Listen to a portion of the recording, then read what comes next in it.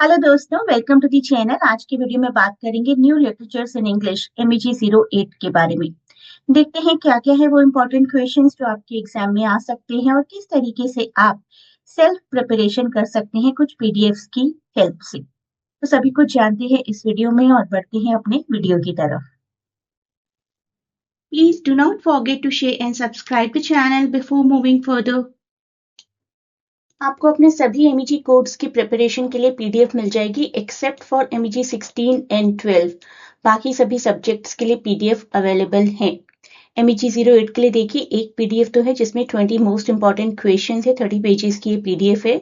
इसके अलावा I have added the solution of latest paper June 2025 का सॉल्यूशन भी आपके पास अवेलेबल है, तो इसकी हेल्प से भी आप प्रिपेयर कर सकते हैं। तो काफी हेल्पफुल रहने वाली है ये सारी पीडीएफ्स आपके लिए। किसी भी सब्जेक्ट के लिए if you want you can connect at this link.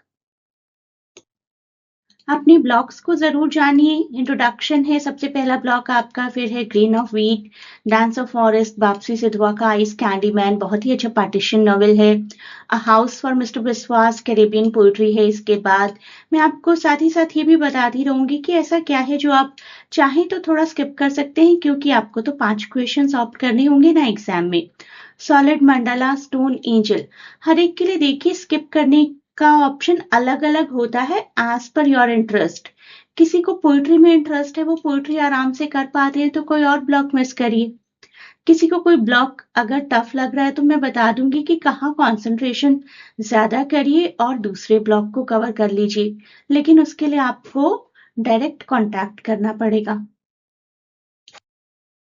तो आपको फर्स्ट क्वेश्चन जो आता है ना वो काफी कॉमन होता है, जैसे कि right a note on Caribbean literature. Caribbean literature का आपका ब्लॉक है ब्लॉक 6 डेरेक वॉलकॉट का। और कैरिबियन पोइट्री बेसिकली काफी रिच होती है अपनी हिस्ट्री में, because it carries the legacy of colonialism, slavery, independence. ये सब कुछ आपको मिलेगा कैरिबियन लिटरेचर में। डिटेल नोट्स आपको मिल जाएंगे PDF में। ये भी एक कॉमन क्वेश्चन है, बहुत बार एग्जाम्स में आता है। Can the term new literatures be critiqued? New literature in English basically होता क्या है वो समझना बहुत जरूरी है। It is the diverse body of literature written in English outside of Britain and North America, particularly in post colonial world. यहाँ पर आप कह सकते हैं जो भी फॉर्मर ब्रिटिश कॉलोनीज रही थी ना, and other English speaking regions also including Asia, Africa, Caribbean, Oceania, Canada, वहां सब उन सब एरियाज के लिटरेचर को इंक्लूड करके जब हम कंबाइंडली क्रिटिक कर पाए, एनालाइज कर पाए, that will be called the critic of new literatures. Detailed notes आपको मिल जाएंगे PDF में।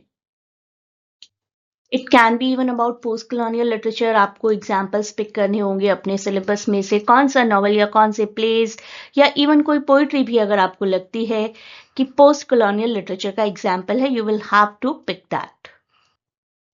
हाउस फॉर मिस्टर विश्वास में कैसे डायस्पोरिक थीम है, कैसे आयरनी है, कैसे ह्यूमर है, किसी भी तरीके का क्वेश्चन आपको आ सकता है।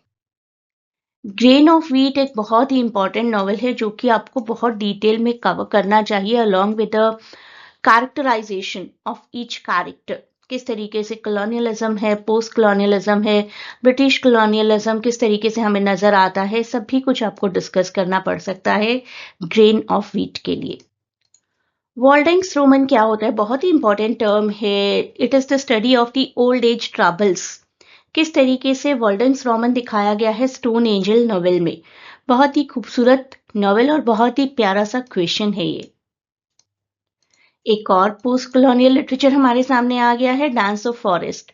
तो क्या हम इसको पोस्ट कॉलोनियल की कैटेगरी में रख सकते हैं? अगर हाँ तो किस तरीके से? तो that will be a very important question. तो पोस्ट कॉलोनियलिज्म जानना तो बहुत ही जरूरी है आपके लिए when you want to cover this subject.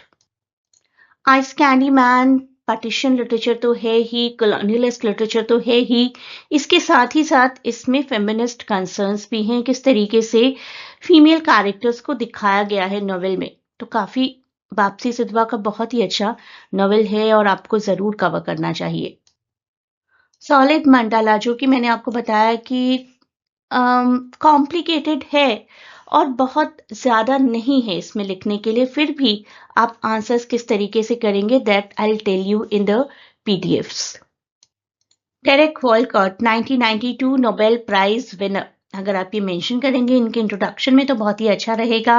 History और लैंग्वेज को किस तरीके से अपनी पोइट्रीज में कंबाइन किया करते थे, उसके लिए आपको स्टडी करना पड़ेगा डेरेक वॉलकॉट जी को डिटेल में। तो इन सभी क्वेश्चंस के आंसर्स और भी बहुत से क्वेश्चंस के आंसर मैं आपको 20 इंपॉर्टेंट टॉपिक्स तो पीडीएफ में दूंगी ही, साथ ही साथ आप स्टडी ग्रुप ज्वाइन करेंगे तो कुछ वीडियोस भी दूंगी। During exam some additional tips will also be there. किस तरीके से आप उस ग्रुप को ज्वाइन कर सकते हैं उसके लिए आपको इंक्वायर करना है इस टेलीग्राम लिंक पर। And a huge good luck for your exams.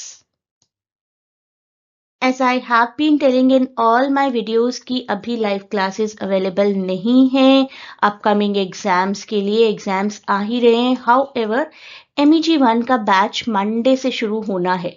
अगर आप में से कोई MEG1 ज्वाइन करना चाहता है live session, can connect with me. तो लिंक देखिए, उसी लिंक पर जो लिंक आपको इंक्वायर करने के लिए दिया है पीडीएफ्स के लिए, उसी लिंक पर आप क्लासेस की इंक्वायरी कर सकते हैं।